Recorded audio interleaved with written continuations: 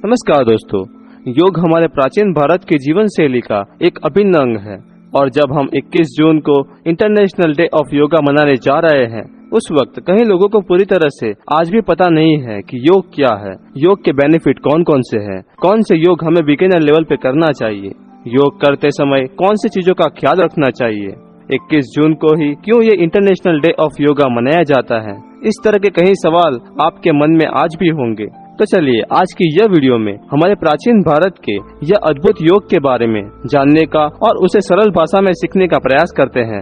यह वीडियो देखने के बाद आप योग के सुवर्ण इतिहास की जानकारी के साथ साथ खुद भी यह योग कैसे करना चाहिए वो सीख जाएंगे। तो चलिए आज की यह अद्भुत और नॉलेजेबल वीडियो को शुरू करते हैं। भारतवर्ष के अत्यंत प्राचीन काल से ही योग व्यायाम करने की क्रिया प्रचलित है। हमारे ऋषि मुनियों ने योग के 8 अंग यम, नियम, आसन, प्राणायाम, प्रत्याहार, धारणा, ध्यान एवं समाधि के बारे में बताया है।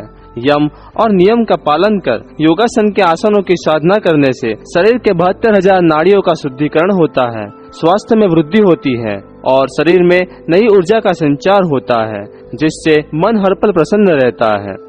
आज के समय में मनुष्य जाति ने इतने शोध संशोधन करके मनुष्य जीवन को सरल बना दिया है जिसकी कल्पना हमारे पूर्वजों ने भी नहीं की थी। पर यह सरलता के साथ साथ हम हमारे प्रकृति को भी समय समय पे नष्ट करते गए हैं।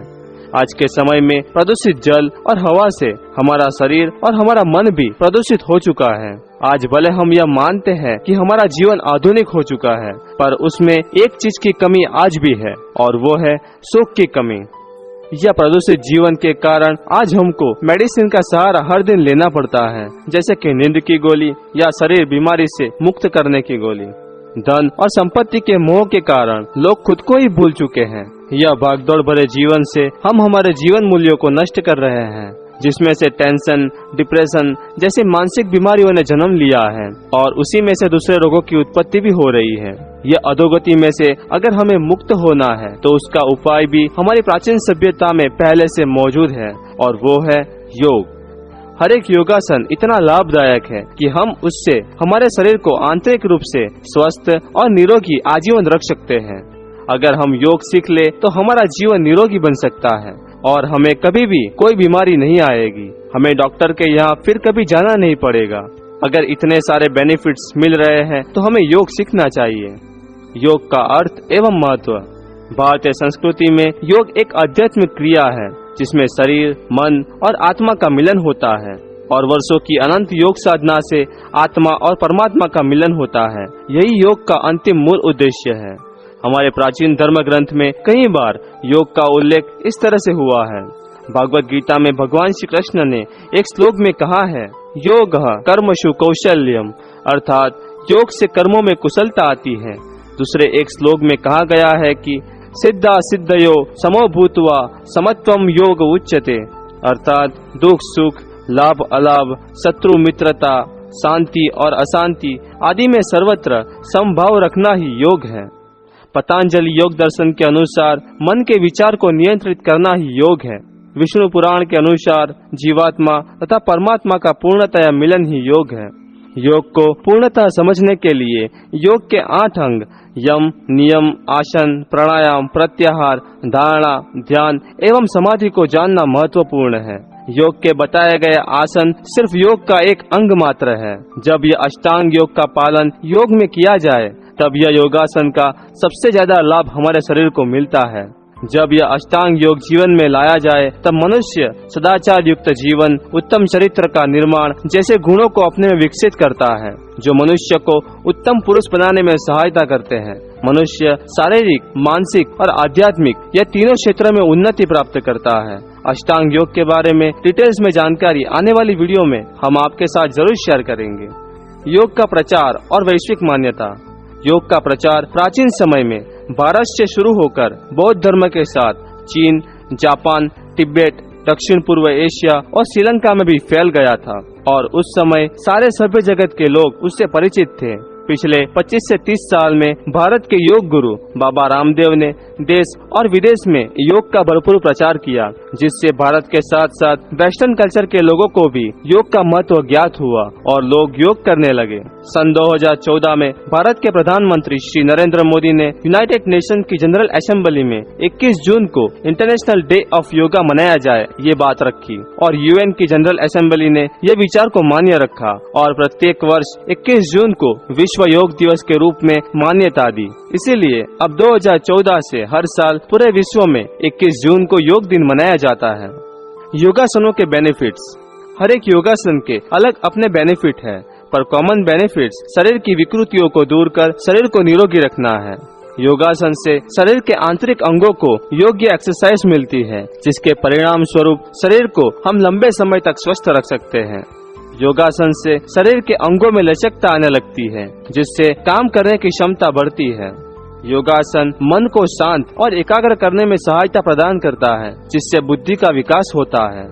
योगासन की सहायता से ब्लड प्रेशर, कब्ज, डायबिटीज, गैस, माइग्रेन जैसी बीमारी को दूर किया जा सकता है।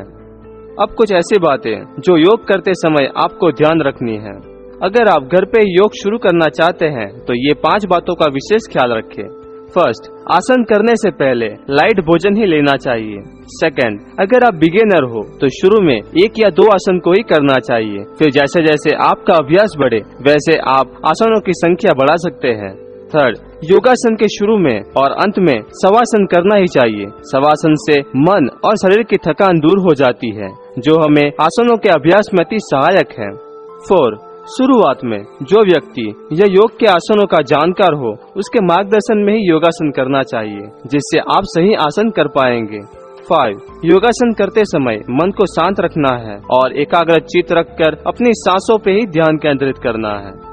दोस्तों, ये सब जानने के बाद आप भी योगासन करने के लिए इच्छुक होंगे, तो चलिए आज हम आपको एक ऐसे आसन के बारे में बताएंगे जो आसन हर दिन करने से आपके मुख की सुंदरता बढ़ने के साथ साथ पाचन क्रिया की समस्याओं को दूर करने में भी आपकी सहायता कर सकता है, और वो आसन का नाम है सिंहासन।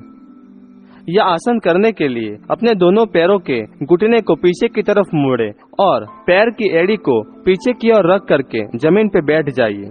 उसके बाद अपने दोनों हाथों को घुटनों पे रख दें, जैसा इस चित्र में दर्शाया गया है। अब सांसों को बाहर की ओर निकालते हुए मुंह में से जीभ को बाहर निकालें और मुख की मुद्रा इस तरह करें जैसे कि सिंह गर्जना करने के लिए मुंह खोलता है।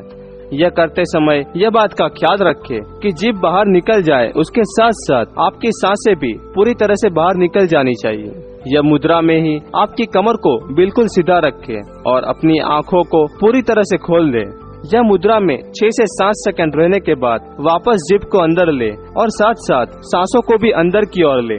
इस तरह सिंहासन आपको करना है। यह आसन आप हर दिन सुबह कर सकते हैं। सिंहासन के बेनिफिट्स। फर्स्ट, यह आसन से आपके फेस की स्किन खुलने लगेगी और आपके मुख की सुंदरता में वृद्धि होने लगेगी और पिंपल जैसी समस्या दूर हो जाएगी। सेकंड, मेमोरी पावर को बढ़ाने में भी सिंहासन बहुत उपयुक्त आसन है। हर एक बच्चों को यह आसन जरूर करना ही चाहिए। थर्ड, अगर आपको गले की समस्या या गले की कोई बीमारी है तो भी यह आसन एक मेडिसिन की तरह काम करता है और वो बीमारी को जड़ मूल में से दूर करने में सक्षम है। 4, अगर आपको घुटने या पैर में दर्द रहता हो तो यह आसन वो दर्द को दूर करने में आपकी सहायता कर सकता है। 5, नियमित हर दिन यह आसन करने से आप फीवर, कब्ज जैसी छोटी छोटी बीमारी से मुक्त हो जाएंगे। दोस्तों, आज हमने योगासन की जानकारी के साथ साथ यह एक आसन को भी सीखा है और अब से हर एक वीक आपको बुक समरी के साथ हर एक आसनों की जानकारी का आर्टिकल हमारी वेबसाइट पे हर वीक पब्लिश होगा, जो योग के अनोखे आसनों और योग के बारे में और भी अद्भुत जानकारी सीखने में आपकी सहायता करेगा। अगर आपके मन में कोई भी प्रश्न हो तो आप हमें कमेंट बॉक्स में पूछ सकते हैं। अंत में दोस्तों, अगर आपको हमारी यह योग पे बनाई वीडियो अच्छी लगी हो तो औरों के साथ भी ज्यादा से ज्यादा शेयर करें और योग प्रचार में हमारे द्वारा की गई यह छोटी कोशिश को लोगों तक पहुंचाने में हमारी सहायता करें। Thanks for watching. जय हिंद, वंदे मातरम।